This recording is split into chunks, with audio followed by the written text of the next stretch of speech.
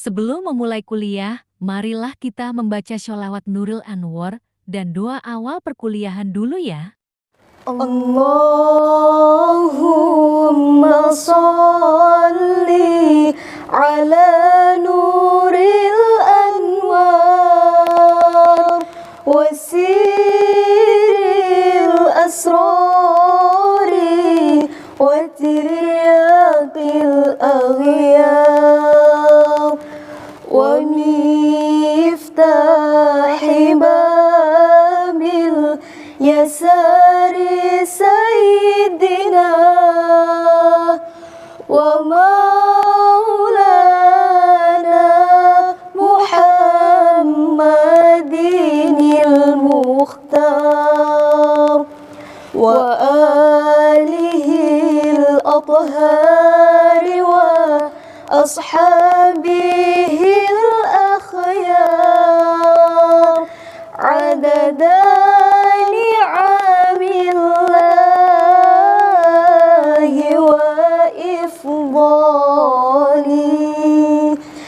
عدد نعم الله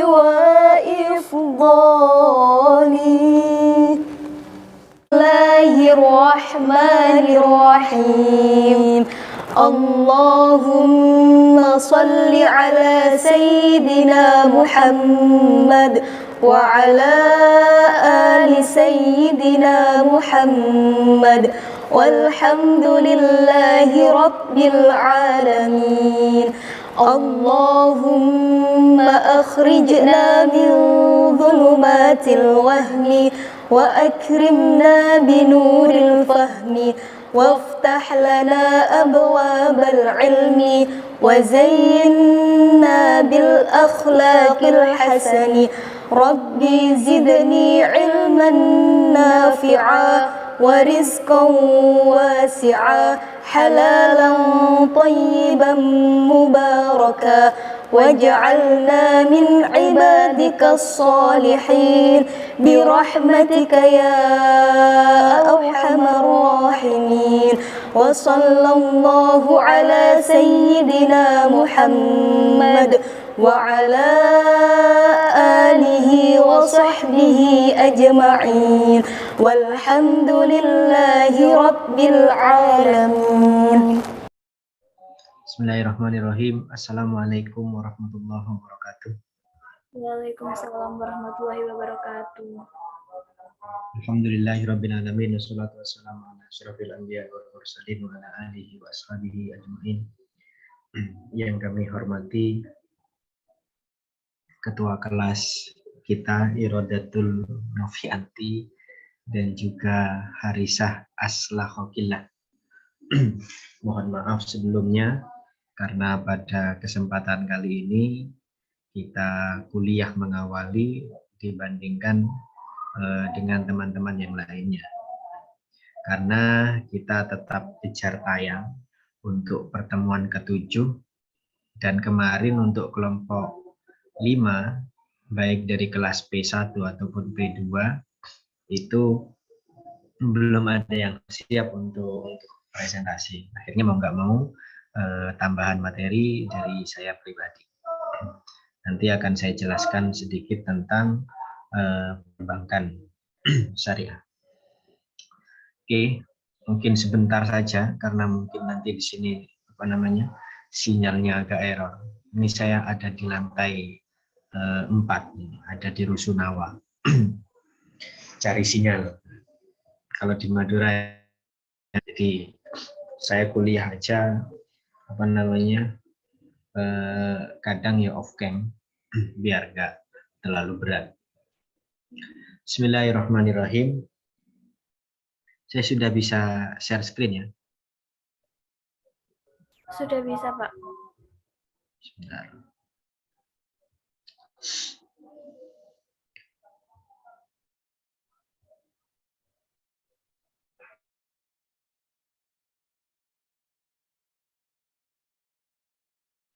Kelihatan dulu? Masih belum, Pak. Masih. Sudah. Belum? Sudah.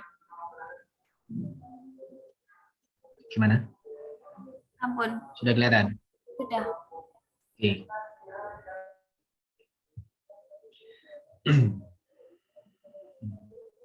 Kok di sini yang nge-lag? Oke. Bismillahirrahmanirrahim. Mungkin sedikit atau sebentar saya jelaskan terkait perkembangan perbankan syariah sebagai bagian dari industri halal. Kemarin di kelompok 2 kita terlalu dalam membahas tentang perbankan syariah. Terus di kelompok berikutnya kita membahas tentang prinsip-prinsip perbankan syariah. Prinsip-prinsip perbankan syariah. Terus yang terakhir kemarin kita membahas tentang profit sharing dan juga loss sharing dan juga aplikasinya. Apa yang membedakan antara bank konvensional dengan bank syariah? Itu sudah saya jelaskan kemarin. Sudah dipresentasikan oleh kelompok masing-masing. Nah, sekarang saya akan melihat perkembangan syariah, perbankan syariah yang sampai saat ini terus berkembang dan itu bisa menjadi bagian dari industri halal. Kalau kita melihat industri halal di Indonesia, kita juga termasuk penyumbang industri halal tertinggi untuk dari kalangan perbankan syariah. Banyak ketika kita membahas tentang industri halal, ada yang pariwisata halal, pariwisata syariah itu, terus ada hotel syariah, terus juga ada rumah sakit seterusnya. Itu yang membedakan munculnya nama-nama atau label-label syariah itu untuk membedakan mana yang sebenarnya itu rumah sakit umum atau konvensional, mana juga yang sifatnya syariah yang tetap memegang prinsip syariah. Ketika kita melihat RSI di Malang, rumah sakitnya NU itu ya, punya Unisma itu ketika kita melihat terus dalam praktek di rumah sakit sana, semua pasien yang akan dioperasi atau itu sebelum pelaksanaannya dianjurkan terlebih dahulu para pasien tersebut untuk memiliki wudhu, untuk mempunyai wudhu, untuk berwudhu terlebih dahulu. Gunanya apa? Gunanya untuk tidak seandainya dia ingin melakukan sholat tetap bisa untuk melaksanakannya. Itu RSI yang terlihat secara prakteknya, yang saya ketahui secara prakteknya. Masih banyak prinsip-prinsip syariah yang sudah diterapkan dalam RSI tersebut. Nah, itu ketika kita membahas tentang industri halal. Nah, sekarang kita lebih spesifik tentang perkembangan perbankan syariah. Dengan bukti nyata bahwa perbankan lambat laun. Mohon maaf guys ya, terjeda sebentar karena gangguan sinyal. Hehehe. Lagi tentang semoga. Oke, saya lanjutkan lagi. Semoga nanti pas di di YouTube-nya nggak nge-lag. Dan untuk penambahan wawasan. Oke. Ketika kita melihat atau mempertanyakan sebenarnya perbankan syariah itu terus berkembang atau tetap ada di situ, stagnan, tidak ada perkembangan sama sekali. Kalau kita lihat dari jurnal yang saya buat review seperti ini, di sini mengatakan bahwa perbankan syariah khususnya itu terus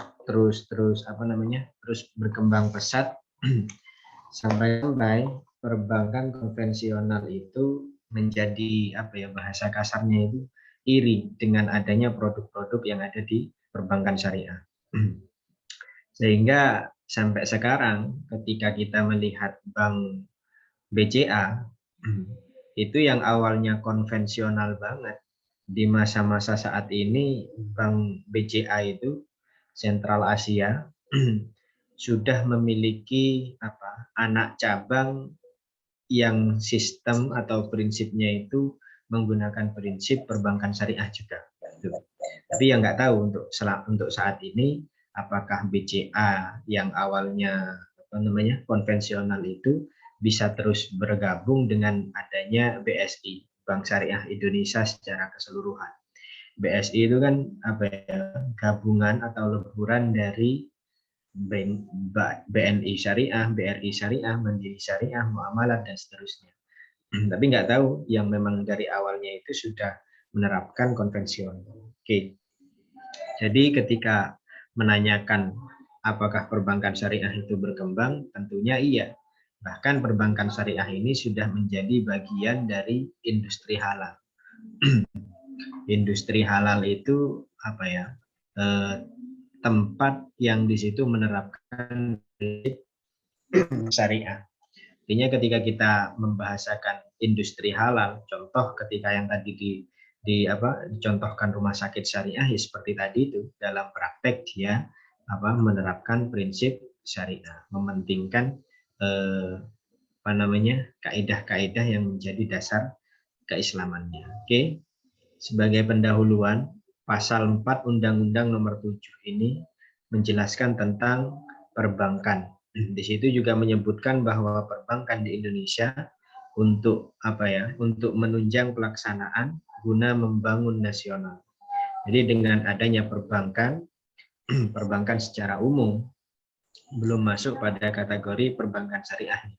Perbankan ini tujuannya untuk pertumbuhan ekonomi, untuk pembangunan nasional.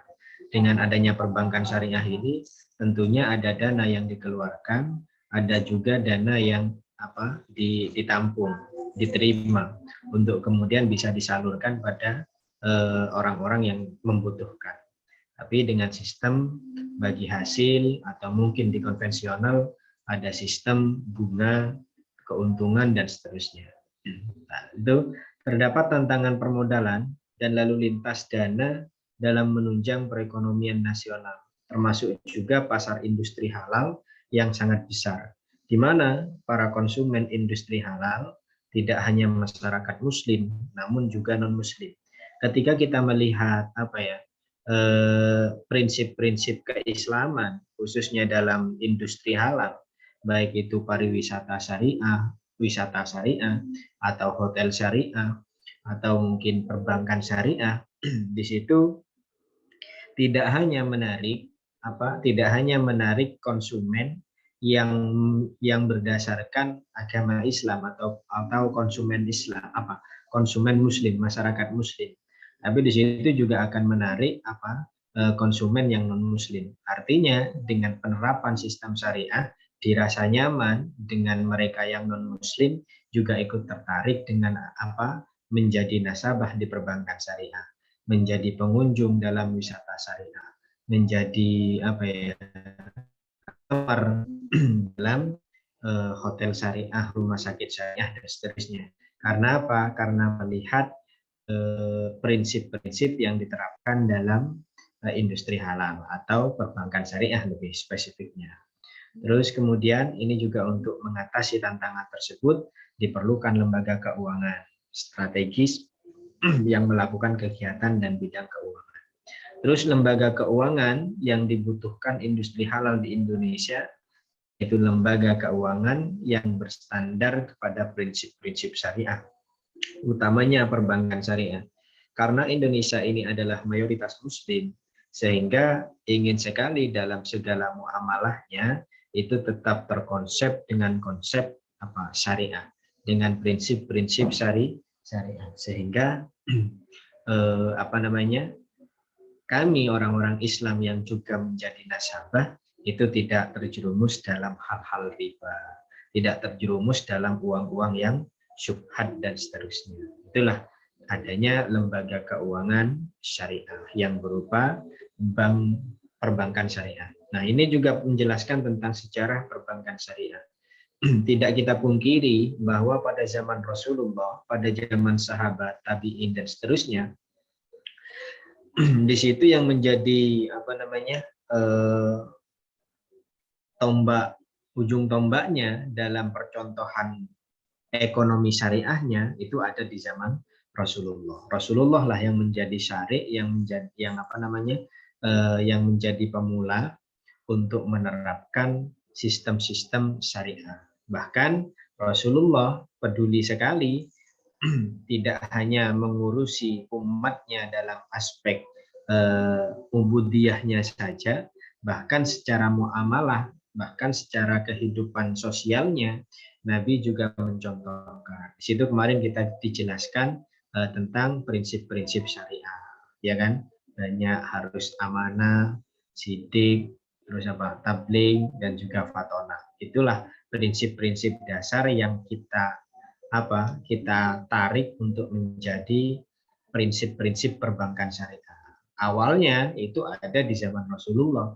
Rasulullah yang mencontohkan secara praktek, Rasulullah yang mengamalkan. Saat ini kita hanya tabiin beberapanya, terlalu banyak tabiin, sehingga kita hanya bisa mengikuti apa yang pernah diterapkan oleh Rasulullah. Gitu ya. Kalau bahasa kaidahnya itu al-muhafadzatu 'alal qadimis shalih wal akhdhu bil jadidil aslah. Yang baik meskipun lama bisa kita terapkan. Itu yang dimaksud. Terus ada juga sejarah perbankan syariah di zaman Bani Umayyah dan juga Bani Abbasiyah. Kenapa di sini menjadi percontohan dalam sejarah perbankan syariah saat ini? Karena pada zaman Bani Umayyah dan Abbasiyah ini sudah mulai adanya sistem. Kalau pada zaman Rasulullah, pada zaman sahabat, di situ penerapan ekonomi syariah itu hanya dilakukan oleh individu. Contoh, Sayyidina Abu Bakar itu menitipkan uang untuk dikerjakan untuk dikelola oleh sahabat yang lain. Itu namanya bentuk individu dalam ekonomi syariahnya. Nah, pada zaman Bani Umayyah dan juga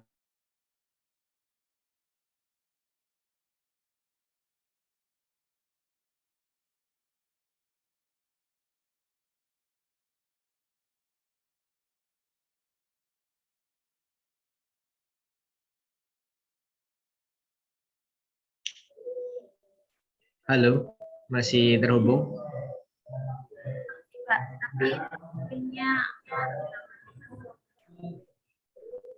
Punya saya ya?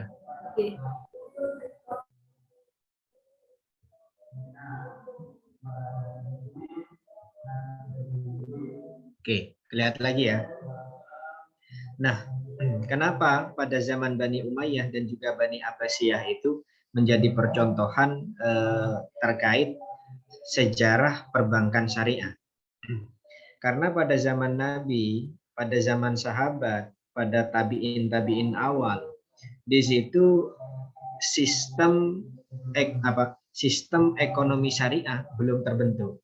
Hanya saja praktek individu. Contoh, sahabat Abu Bakar bertransaksi untuk memberikan uangnya guna dikelola oleh sahabat yang lain. Itu hanya individu, bentuk individu. Tapi di zaman Bani Umayyah dan juga Abbasiyah, di sini sudah terbentuk sistem. Sehingga contohnya pada zaman Bani Umayyah dan juga Abbasiyah, misalnya A di sini tidak hanya menampung uang atau menyalurkan uang, tidak hanya itu, melainkan ada tiga komponen yang dimiliki oleh satu orang tersebut. Bisa menyalurkan uangnya, bisa juga menghimpun dana. Nah, sehingga di situ tidak menjadi individual lagi, melainkan sudah membentuk sistem. Di situ awal adanya sistem perbankan syariah. Terus kemudian ada perbankan syariah modern. Terus di Indonesia terus berkembang sampai saat ini menjadi BSI dan seterusnya. Oke. Terus nggak bisa. Oke. Perkembangan perbankan syariah di Indonesia. Nah, sebenarnya pada tahun 1983 pemerintah Indonesia ini pernah berencana atau merencanakan untuk menerapkan sistem bagi hasil. Hanya sistem bagi hasil. Pokok dari pihak perbankan memiliki mendapatkan keuntungan, dari pihak nasabah juga mendapatkan keringanan. Situ awalnya pada 1983 dalam perkreditan yang merupakan konsep dari perbankan syariah. Terus kemudian pada 1988 pemerintah mengeluarkan paket kebijakan regulasi perbankan 1988 yang di sini membuka kesempatan seluas-luasnya kepada bisnis perbankan, perbankan umum harus dibuka seluas-luasnya untuk menunjang pembangunan sistem perbankan. Meskipun lebih banyak bank konvensional yang pada tahun 1988 bank konvensional itu sudah terlalu banyak sehingga pemerintah itu ingin mengeluarkan kebijakan untuk perbankan dibatasi sehingga tidak kemudian lahir bank-bank yang lainnya. Nah, di situ awalnya seperti itu. Gunanya apa? Untuk mendiskreditkan sehingga akan menjadi nanti ada lahiran perbankan syariah. Terus inisiatif pendirian Bank Islam di Indonesia itu dimulai pada tahun 1980 sama.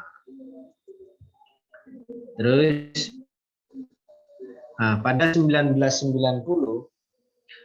MUI membentuk kelompok kerja untuk mendirikan Bank Islam di Indonesia. Pada tahun 90 baru kemudian MUI itu bergerak untuk menciptakan Bank Indonesia, sehingga hasil Munas pada tahun 1990 itu melahirkan PT Bank Muamalat Indonesia, mulai berdiri pada tahun 91 dan 92 sudah mulai resmi dioperasikan dengan total modal awal 106 miliar. 106 miliar ini jumlah yang sangat sedikit untuk mendirikan sebuah perbankan, terlebih perbankan yang berbasis syariah. Itu terlalu sedikit seperti ini. Karena nanti keuntungannya ya nggak terlalu banyak, ya kan? Nah, kalau itu sifatnya perbankan syariah. Terus nggak penting.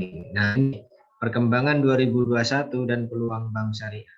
Nah, bank syariah sampai saat ini keterangannya aset yang dimiliki bank syariah secara keseluruhan ini data pada tahun 2021 dari OJK 631,58 triliun. Kita dikasih 0,58-nya ini udah pusing untuk apa itu, udah bingung. Apalagi dengan jumlah total keseluruhan 631, bukan miliar, melainkan triliun. Nah, dibandingkan dengan bank umum yang hanya berkisaran 9.316 triliun. Ketika kita bandingkan terlalu sedikit dengan usia bank umum yang memiliki aset seperti ini, ya kan? Secara usia kan ya terlalu jauh. Contoh ketika ada mahasiswa lulusan S3 terus yang calonnya masih lulus SMA. Nah, secara kualitas kan terlalu jauh. Ya kan nggak mungkin ketika secara keilmuan anak lulus SMA itu bisa mengalahkan anak-anak yang lulusan S3. Kan seperti itu. Secara usia memang seperti itu. Namun ketika memang anak SMA itu sudah memiliki hasil karya yang banyak, artinya bisa dikatakan sepertiga dari yang S3, maka itu sudah menjadi perkembangan yang sangat baik. Terus dana pihak ketiga ada 493 triliun. Nah, umumnya cuma 7.000. Artinya ini tidak begitu jauh untuk dibandingkan dengan bank syariah saat ini yang terus berkembang pesat. Nah, kelihatan ya. Nah, di sini saya gambarkan secara bagan. Lembaga keuangan itu ada dua. Ada lembaga keuangan syariah, ada juga lembaga keuangan konvensional. Nah, dari lembaga keuangan syariah ini nanti dipisah. Ada yang, kalau yang syariah, itu ada yang berupa bank syariah. Kalau yang lembaga keuangan syariah, itu ada yang non-bank. Begitupun juga lembaga keuangan yang konvensional. Ada yang berupa bank konvensional, ada juga lembaga keuangan yang non-bank. Jadi itu sama. Nah, ini juga bank syariah, di situ yang paling tinggi, tingkatan paling tinggi itu dinamakan bank umum syariah dengan apa namanya? Dengan unit 15 unit. Terus unit usaha syariahnya ada 19 unit usaha syariah. Terus ada BPRS-nya, Bank Perkreditan Rakyat Syariahnya, itu ada 165, terlalu banyak. Karena apa namanya? Untuk menciptakan BPRS ini kan nggak harus dari bank-bank yang ternama itu. Seumpama nanti Rodatul atau Haris ingin membuka BPRS sendiri, ya silakan. Tinggal diajukan, terus nanti diuji apakah benar-benar layak. Tentunya ya modalnya harus ada juga. Kalau nggak ada modalnya ya apa namanya, mau pakai punya siapa kan itu. Intinya siapa saja bisa untuk mendirikan BPRS. Tapi tetap kalau memang ingin berbasis syariah harus terkontrol dengan apa namanya, Dewan Syariah Nasional dan juga Dewan Syariah Indonesia. Terus di sini prinsip dasar perbankan syariah. Kemarin sudah terlalu banyak dibahas. Ada yang berupa keadilan, ada yang berupa kemitraan, transparansi, universal, dan seterusnya. Kan kemarin kita membahas tentang apa namanya itu, kerahasiaan, sistem kerahasiaan ya. Nanti PPT teman-teman yang sudah dipresentasikan itu harus ada revisi sesuai apa yang menjadi masukannya masing-masing, gitu ya. Sesuai kelompoknya pasti kan, untuk sampai kelompok 4 kemarin kan sudah saya kasih masukan juga. Kekurangannya apa, terus yang harus dilengkapinya juga apa. Itu nanti yang akan dikumpulkan nanti di saat UAS, gitu ya. Nanti saat UAS ketua kelompok siapa? Ketua kelas Irodatul dan juga Harisa membuat apa namanya file, terus kemudian dikirim ke saya. Itu sudah sesuai dengan apa namanya masukan yang sudah saya masukkan, saya kasih masukan tersebut. Kurangannya apa? Tujuannya apa? Tujuannya memang untuk apa namanya, kita lebih semangat. Siapa tahu PPT kita ketika kita nanti jadi dosen malah apa namanya dibutuhkan. Nah itu kan lengkap, bisa dimasukkan jadi file. Itu ya. Ini prinsip dasar perbankan syariah. Saya rasa teman-teman semua baik dari P1 atau ataupun P2, benar ya? Pengistilahan kelasnya kalian itu apa? P1, P2 gitu. Apa P itu? Maksudnya apa P? Iwa P.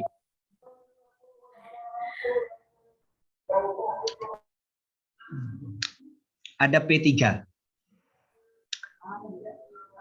Ada seharusnya Pak, tapi yang mengambil untuk matkul ini hanya 12. Jadinya cuma sampai P2.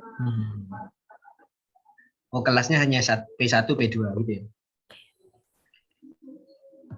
Sampai P3 partai nanti ya. Oke, ini prinsip dasar dari perbankan syariah. Seumpama nanti dari apa namanya PPT teman-teman ada yang kurang, silahkan untuk bisa menambah pembahasan tentang prinsip dasar perbankan syariah. Ketika kita melihat prinsip dasar perbankan, ketika kita melihat prinsip dasar ekonomi di masa Rasulullah, itu terlalu banyak ketika kita menjadikan prinsip lalu kemudian ingin kita terapkan dalam perbankan syariah. Sehingga kita ambil intinya saja, yang di situ bisa dipahami oleh apa namanya nasabah maupun pihak bank sendiri. Terus ini prinsip-prinsip syariah yang dilarang dalam operasional perbankan syariah. Artinya operasional itu tidak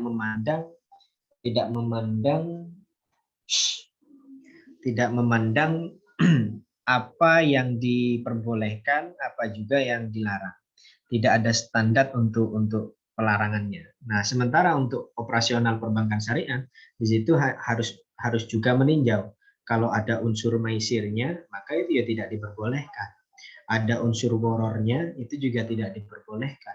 Atau dari unsur ribanya, itu juga tidak diperbolehkan. Inilah yang menjadi pembeda mana yang konvensional, mana juga yang syariah. Kalau kita minjem, misalnya ya, kita minjem ke BCA atau BRI yang konvensional dengan proposal pembiayaan dengan proposal pembangunan diskotik, itu ya dibiayai. Yang penting sama-sama sepakat dengan margin bunganya. Sementara kalau ke perbankan syariah sudah otomatis ditolak karena itu sudah tidak sesuai dengan prinsip keislaman. Itu yang bedakan. Apalagi membuat diskotik, buat sabung ayam, nah itu tidak diperbolehkan ketika ingin diterapkan ketika menjadi proposal pembiayaan dalam bank syariah.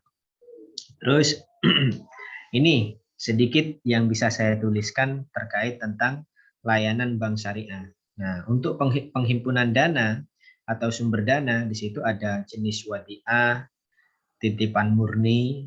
Kalau teman-teman punya Kalau teman-teman punya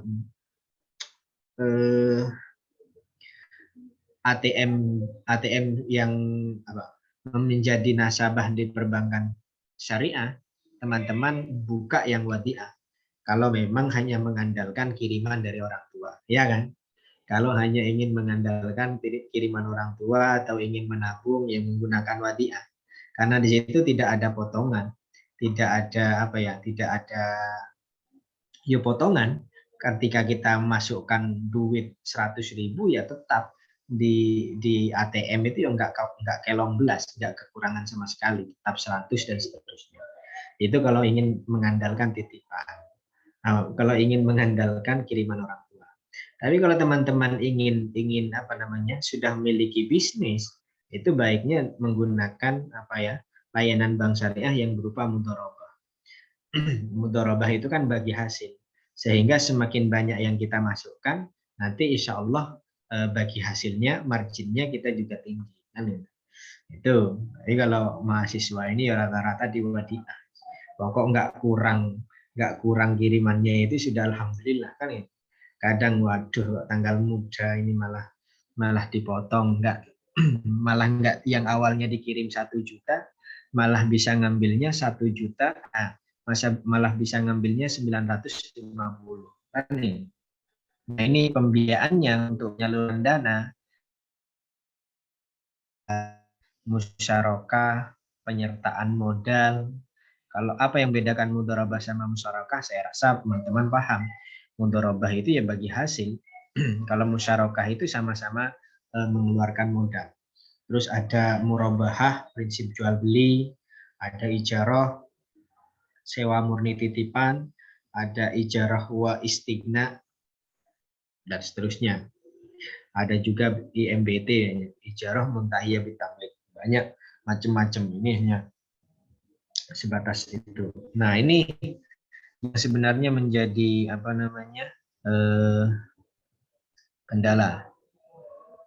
kendala bank syariah di Indonesia. Ini saya ambil dari suara.com bisnis. Market share ekonomi dan keuangan syariah pada berbagai sektor termasuk pada industri halal relatif masih rendah. Nah, artinya karena untuk bisa masuk lebih dalam ke pasar keuangan lantaran modal masih minim. Modal yang seperti ini masih dikatakan minim untuk sekelas perbankan syariah. Kenapa? Karena tentunya bagi hasil yang nggak begitu banyak. Hasil yang didapatkan dari pihak bank itu ya tidak sebanyak dari perbankan konvensional. Ketika begini, misalnya irodatul ini yang konvensional, harisah yang syariah, sama-sama dikasih modal 1 juta, ya kan? Untuk yang irodatul konvensional, ayo siapa yang mau minjem ke saya 100.000, nanti bulan depan harus dikembalikan 150.000, 120.000. Nah, coba hitung berapa irodatun dengan sistem apa namanya konvensional tersebut. Nah, sebaliknya ketika harisah, artinya keuntungan dari irodatul itu sangat tinggi, itu yang dikatakan konvensional. Sedangkan yang harisah, yang syariah, ketika sama-sama diberikan modal 1 juta, ya kan, berikan modal sama-sama 1 juta, silahkan siapa yang ingin saya biayai, kata harisah. Nanti bagi hasilnya seperti ini, 40, 30 dan seterusnya. Sehingga setiap bulan harisah itu belum mesti mendapatkan bagi hasil, karena kadang ya harisah juga menanggung kerugian dari apa namanya pembiayaan tersebut. Itu yang membedakan. Sehingga apa namanya pencapaian keuntungan dari konvensional dan juga syariah itu sangat lebih tinggi yang konvensional, gitu ya. Jangan yang konvensional tuh, harus ganti ke semua.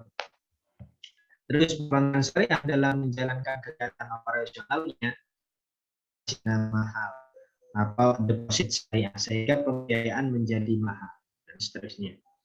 Ini bisa dibaca di upaya yang perlu dilakukan, meningkatkan market share, melakukan market besar-besaran, meningkatkan literasi masyarakat,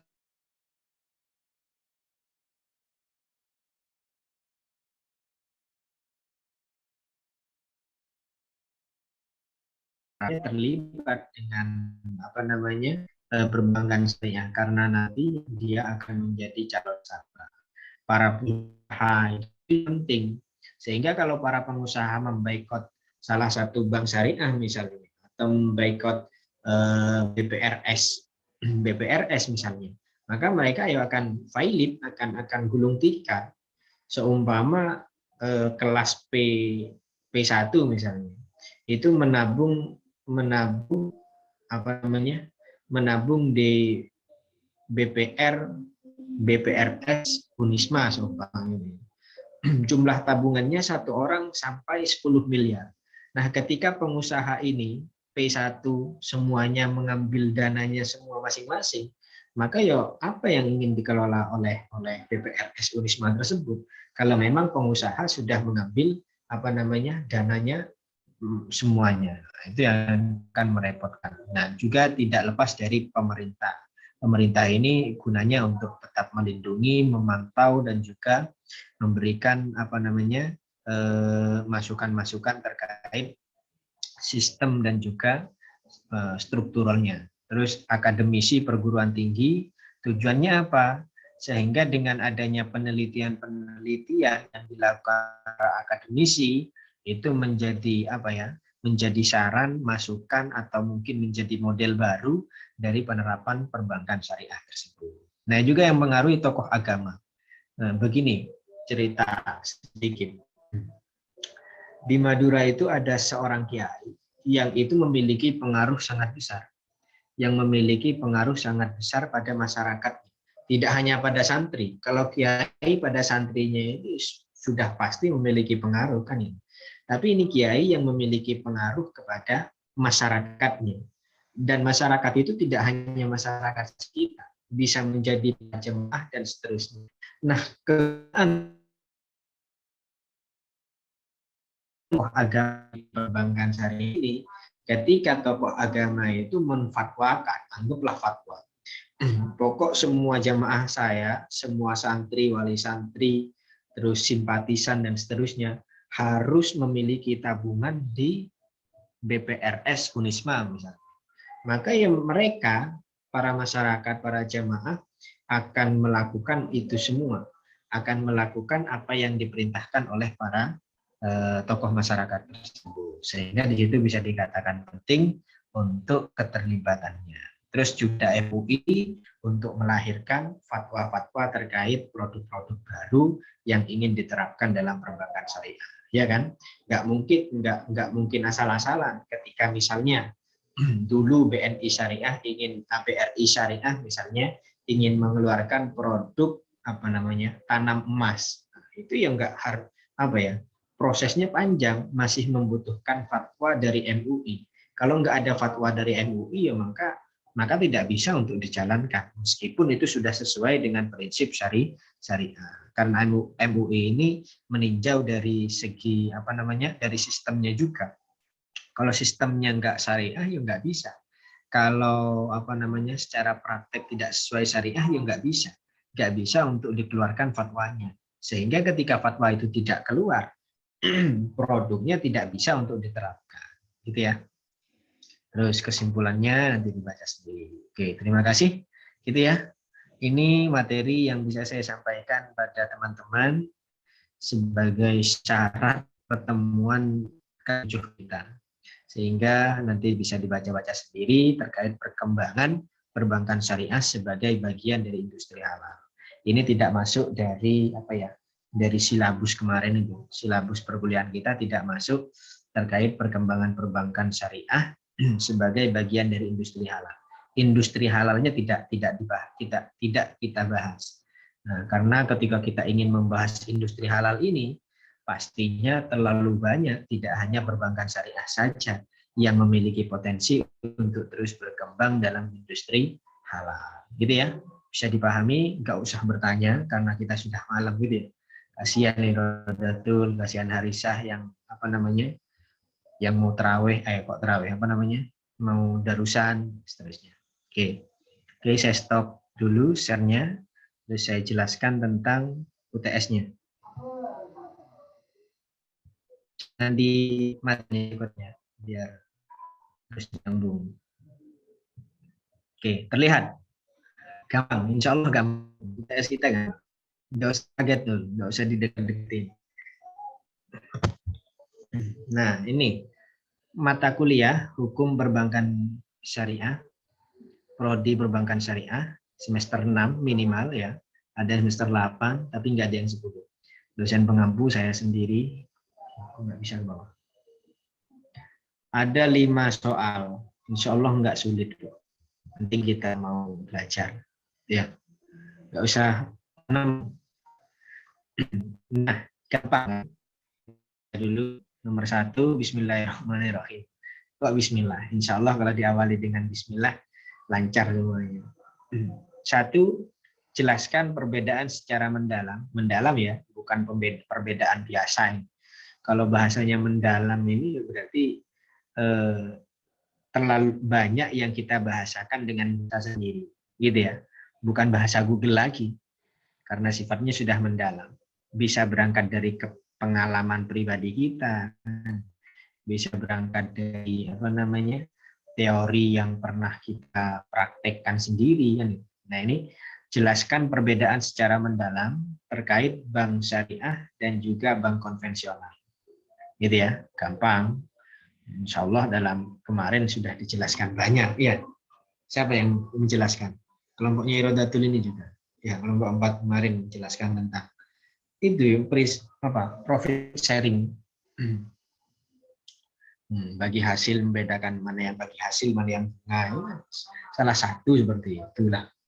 1, jelaskan perbedaan secara mendalam terkait bank syariah dan juga bank konvensional. Nomor 2 juga gampang. Jelaskan keterkaitan prinsip hukum perbankan syariah. Sekarang prinsip hukumnya ya. Jelaskan terkait hukum perbankan syariah dengan prinsip ekonomi pada masa Nabi Muhammad SAW.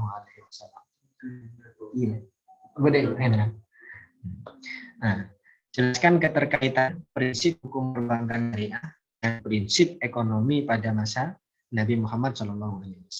Nah, tolong disebutkan dalil Al-Quran atau hadisnya. Karena kita ini unisma aja.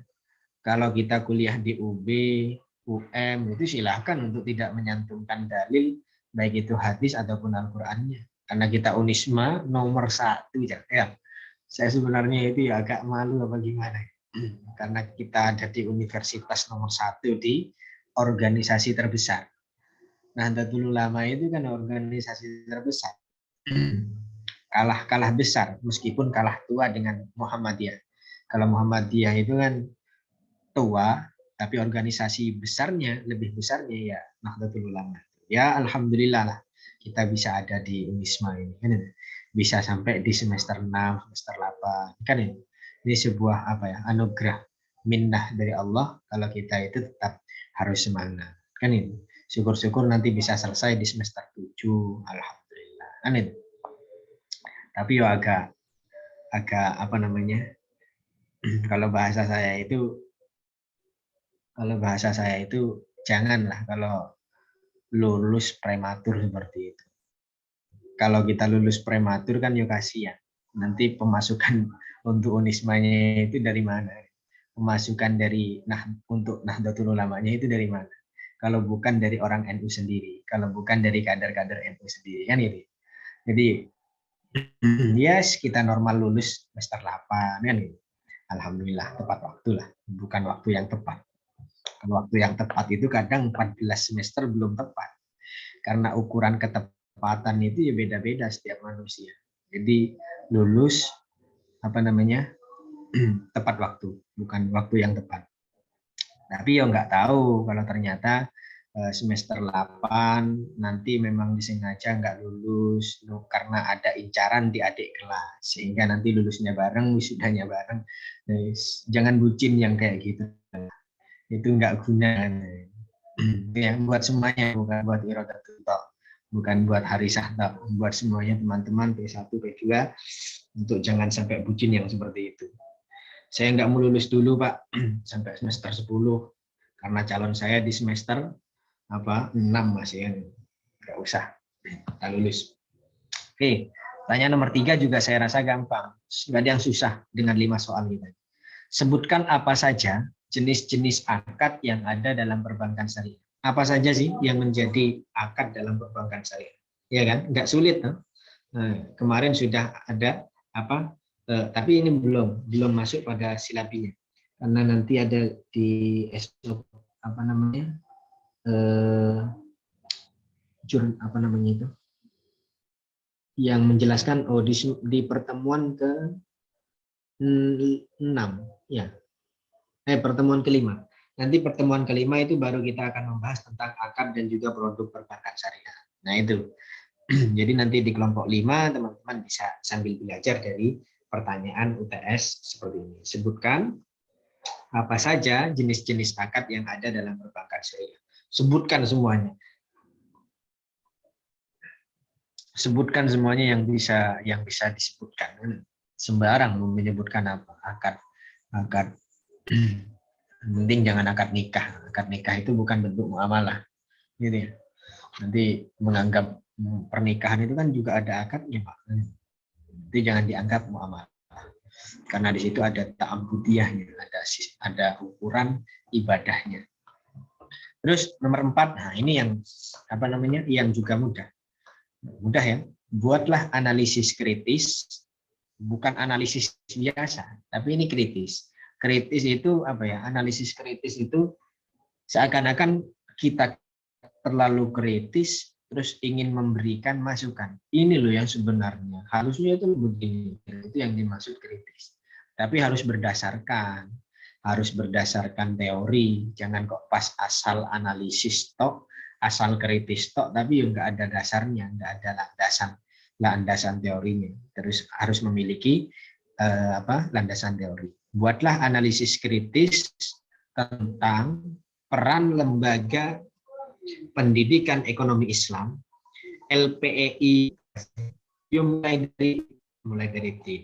dari SD, SMP, SMA, terus bahkan kita kuliah di perbankan syariah ini, kita menemukan pendidikan ekonomi Islam. Kita itu sudah diajarkan dengan ekonomi Rasulullah, ekonomi sahabat, ekonomi Bani Abbasiyah, Bani Umayyah, dan seterusnya. Artinya dengan ada pembelajaran seperti itu, kita memiliki menjadikan pembelajaran atau edukasi kesadaran masyarakat dengan perbankan syariah, gitu loh. Khususnya teman-teman P1, P2 ini. Ketika teman-teman ini sudah pernah dididik terkait pendidikan ekonomi Islam, maka apa sih pengaruhnya, gitu loh, untuk menjadi kesadaran masyarakat dengan perbankan syariah. Jangan-jangan cuman menjelaskan pendidikan ekonomi Islam, tapi tidak ada tidak ada output yang bisa diharapkan. Sia-sia ku menjelaskan ekonomi Islam ketika nyatanya nanti tidak memiliki kesadaran dari masyarakat untuk bisa menjadi nasabah di perbankan syariah. Kan gitu. Kalau Zidane itu sia-sia aku berjuang.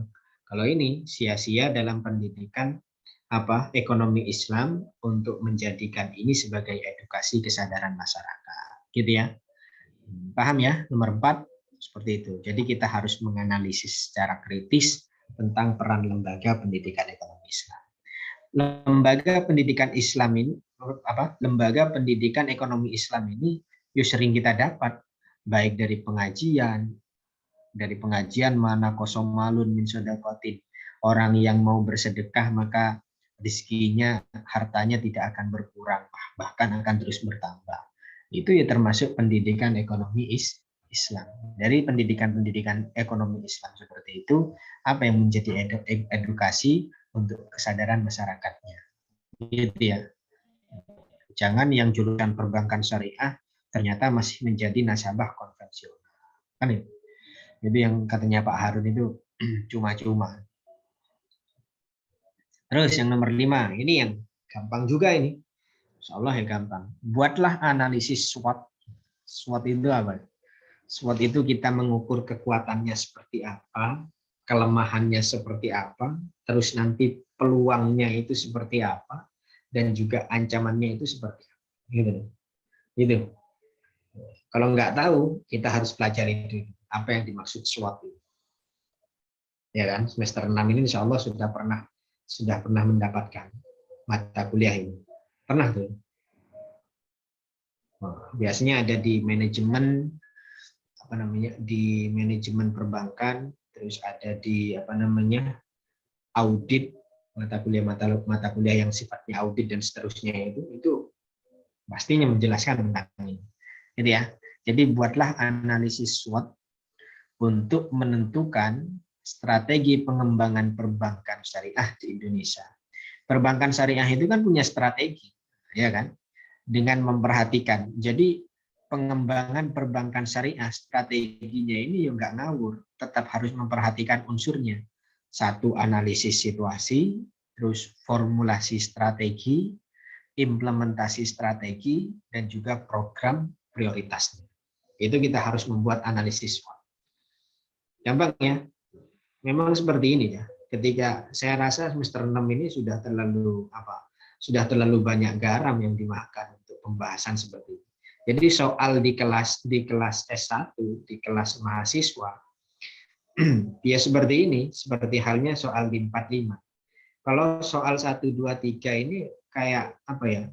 Kayak soal-soal MTS, MA, SD kan seperti itu. Apa sih bedanya telur dengan ayam kan? Apa sih bedanya seblak sama mie goreng? Itu yang soal-soal di kelas MTS SMA. Tapi kalau sudah membuat analisis, itu sudah bahasa S1. Gitu ya. Ada pertanyaan terkait soal? Insya Allah gampang semua ya.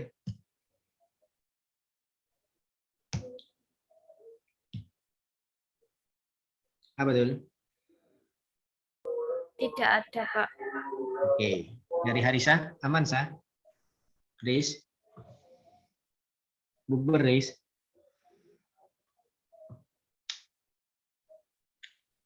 Aman, Pak. Oke. Jadi begitu ya semua teman-teman P1 dan juga P2. Dari saya selama semester semester 6 ini, mulai dari awal pertemuan sampai saat ini, jika ada materi mungkin perkataan yang sudah kurang berkenan di hati teman-teman, mohon maaf. Nanti kita ketemu lagi selepas Lebaran, setelah Lebaran dengan media online juga. Ya, Insya Allah kita rubah tidak melalui YouTube lagi, bisa Zoom, bisa kita acak dengan Google Meet dan seterusnya. Insya Allah nanti saya kabarkan H-1 sebelum perkuliahan. Kita masuk lagi nanti di tanggal berapa? Pasnya tanggal berapa ya? Masa-masa UTS ini kan 20 sampai 27 ya. Nanti baru masuk lagi tanggal 9 Mei. Nah, kita kuliahnya pas tanggal berapa berarti? Hari Rabu. Tanggal 11. Wih, langsung ya. Wah. 9 masuk Senin.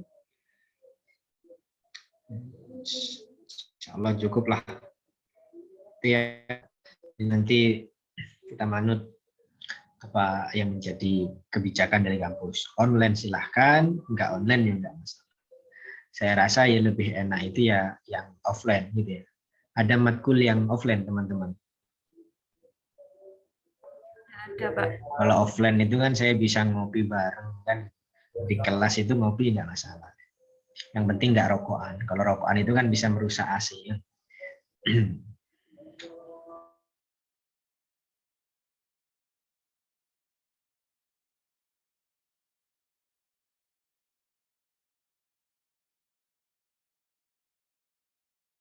Dari saya ketika sulit untuk dipahami nggak masalah, nanti kita tanyakan lagi di grup, kita diskusikan lagi di grup ketika nanti soalnya dirasa sulit atau mungkin tidak paham. Yang penting tentang hukum perbankan syariah. Kalau untuk mata kuliah yang lainnya silahkan tanya ke dosen pengampunya masing-masing. Seumpama nanti dosen pengampu yang nggak menjawab, ya nggak masalah ke saya. Selama itu masih bisa saya jawab, insya Allah saya jawab. Itu ya. Sekian dari saya.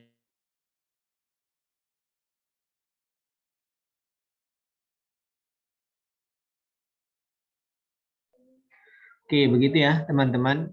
Mungkin bisa saya akhiri dengan ucapan alhamdulillah, dan nanti bisa dan seterusnya dilanjutkan berdoa setelah belajar oleh Irodatul dan juga Harisah.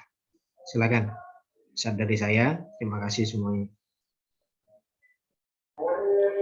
Silakan tuh. Baik, terima kasih Pak. Sebelum mengakhiri perkuliahan pada malam hari ini, semoga ilmu yang bermanfaat, apa yang disampaikan juga masuk kepada kita. Allahumma shalli ala sayyidina Muhammad wa ala ali sayyidina Muhammad walhamdulillahi rabbil alamin. Rabbana anfa'na bima 'allamtana rabbi alimna alladhi yanfa'una. Rabbi faqihna wa faqih ahlana wa qarabatil lana fi dinina Rabbana zidna ilman nafi'a warzuq lana halalan thayyiban waftah lana futuhan hikmatan yassir lana kulla umurina waghfir lana jami'al khataya wardo anna kulla ahwalina wa barik lana wahtim lana husnul khotimah. Subhanallah bihamdika asyhadu an la ilaha illa anta astaghfiruka wa